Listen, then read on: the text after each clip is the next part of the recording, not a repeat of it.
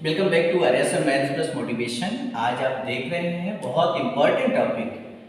जैसा कि आपको मालूम है इस समय ज्यामिति चल रहा है और निर्देशांक ज्यामिति की हम बात कर रहे हैं, जिसमें टॉपिक आज लेकर हम आए हैं रेखाखंड का मध्य बिंदु।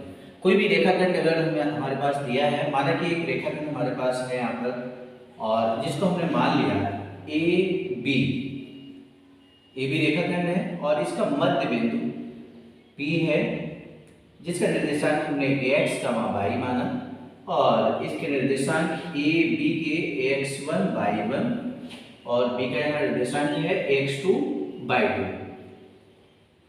तो ये जो मध्य बिंदु है a b का जो मध्य बिंदु है इसका निर्देशांक हमें निकालना है। तो इसका डायरेक्ट हम सूत्र आपको बता देते हैं। इसका जो सूत्र है वो हमें मालूम होना चाहिए। x1 y1 x2 y2 यहाँ पर लिखा है बिंदु x1 y1 तथा x2 y2 को मिलाने वाले रेखाखंड का मध्य बिंदु के निर्देशांक। तो बहुत आसान सूत्र होता है, ये होता है x1 प्लस x2 अपान में 2 और y1 प्लस y2 अपान में 2। तो ये निर्देशांक यहाँ पर ये सूत्र है, मध्य बिंदु के निर्देशांक का ये सूत्र आया है। ठीक इसी तरह से माना कोई त्रिभुज है और कोई त्रिभुज ए बी सी जिसके निर्देशांक x1 y1 x2 y2 और x3 y3 हैं। माना कि इसका हमें केंद्रक निकालना है, केंद्रक के निर्देशांक निकालने हैं। तो इसके त्रिभुज के केंद्रक के निर्देशांक क्या होंगे, इसका डायरेक्ट हम आपको सूत्र बताते हैं। त्रिभुज के केंद्रक के निर्देशांक, जब तीनों त्रिभुजों के शीर्षों के निर्देशांक हमें दिए गए होंगे इस तरह से, तो हम बहुत आसानी से x1 plus x2 plus x3 अपान में 3, y1 plus y2 plus y3 अपान में 3, इस तरह से ये सूत्र यहाँ त्रिभुज के केंद्र के निर्देशांक का है। अब हम बात करेंगे इन सूत्रों पर आधारित सवालों की, किस तरह से हम इन सूत्रों को अप्लाई करेंगे ये भी हम आपको बताएंगे। तो आइए पहला सवाल देख लेते हैं। लिखा है बिंदुओं -2, 6, -2, 10 को मिलाने वाले रेखाखंड के मध्य बिंदु के निर्देशांक ज्ञात कीजिए। तो मध्य बिंदु के निर्देशांक ज्ञात करने का जो सूत्र है, ये सॉल्यूशन नंबर 1, क्वेश्चन नंबर 1 है उसका है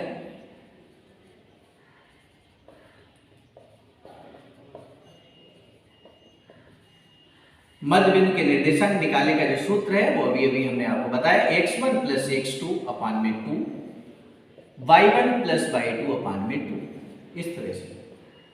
और यहाँ निर्देशांक जो दिए गए हैं, एक को कह दो x1 y1 और दूसरे को कह दो x2 y2। तो इस तरह से यहाँ वैल्यू पुट करेंगे। x1 की वैल्यू यहाँ है -2 प्लस x2 का मान भी -2 है और अपान में कितना है 2, कॉमा लगाइए। y1 प्लस y2, y1 की वैल्यू कितनी है 6 है, प्लस y2 का मान 10 है और बटे में 2 है, तो माइनस का 2, ये प्लस माइनस माइनस हो जाएगा, तो -2 हो जाएगा -4 अपान में 2 है और 10 और 6 16 हो गया, बटे में 2 है, 2 दूना 4, 2 अट्ठे 16। तो इस तरह से निर्देशांक आया -2, 8। तो ये हमारा आंसर है, मध्य बिंदु के यही निर्देशांक होगा। तो इस तरह से पहले सवाल का सॉल्यूशन हमने देखा। अब मान लीजिए आपको होमवर्क करना है। तो कैसे करेंगे, तो इसी सवाल में आइए हम निर्देशांक यहाँ चेंज कर देते हैं। ये आपका होमवर्क हो जाएगा। इस सवाल को आप कीजिएगा, ट्राई कीजिएगा एक बार और चेक कराइएगा।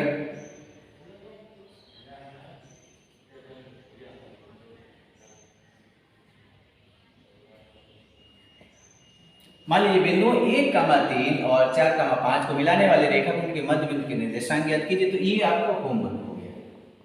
होमवर्क में एक सवाल। बाद बाकी एक्सरसाइज जो बुक में एक्सरसाइज है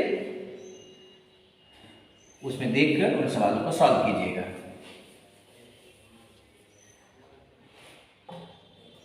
दूसरा सवाल यहाँ पर जो क्वेश्चन नंबर 2 है,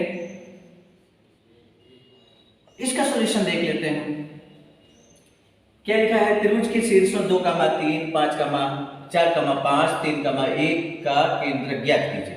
यानी कि त्रिभुज के तीनों शीर्ष हमें यहाँ पे दिए गए हैं और इस सूत्र का इस्तेमाल करते हुए केंद्रक के निर्देशांक प्राप्त करने हैं।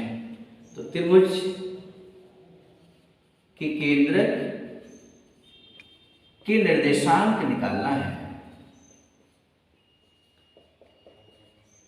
बहुत आसान तरीका है। सूत्र आपको अभी हमने आपको बताया, x1 plus x2 plus x3 अपान में 3 होता है, y1 plus y2 plus y3 अपान में 3। निर्देशांक को यहाँ पर मान लेते हैं। ये है x1 y1, ये x2 y2 है और ये x3 y3 है। तो यहाँ x1 की वैल्यू कितनी है? देखिए 2 है, प्लस x2 का मान कितना है? 4 है, प्लस x3 का मान 3 है, अपान में कितना है?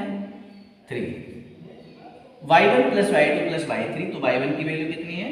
3 है, प्लस y2 की वैल्यू कितनी है? 5 है, प्लस y3 की वैल्यू यहाँ पर 1 है, अपान में 3।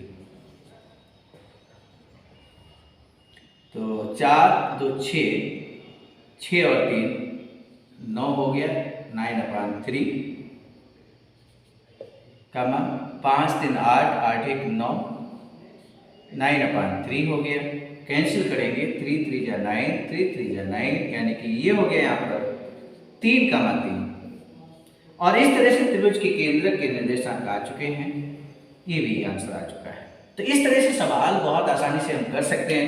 आज हम लोगों ने सबसे पहले रेखाखंड का मध्य बिंदु का सूत्र क्या होता है वो देखा। किसी भी त्रिभुज के केंद्र के निर्देशांक कैसे निकालते हैं उसका सूत्र, और इन दोनों सूत्रों पर आधारित एक सवाल हम लोगों ने देखा है। अब हमें क्या करना है? होमवर्क करना है। तो होमवर्क में भी हमने सवाल आपको दे दिया है। ठीक इसी तरह से हम यहाँ पर भी निर्देशांकों को बदल दें तो आप आसानी से एक होमवर्क के रूप में इस सवाल को कर लीजिएगा और इससे प्रैक्टिस हो जाएगा, आसानी से आप सीख जाएंगे।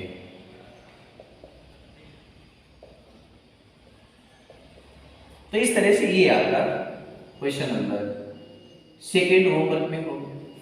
तो इस तरह से बहुत आसानी से इस तरह के सवाल आप कर सकते हैं। किसी तरह की प्रॉब्लम हो तो कमेंट बॉक्स में जाकर प्रॉब्लम को लिखिएगा, हम जरूर बताने की कोशिश करेंगे। नए टॉपिक के साथ मिलेंगे, नए सवालों के साथ मिलेंगे। तब तक के लिए बहुत बहुत धन्यवाद।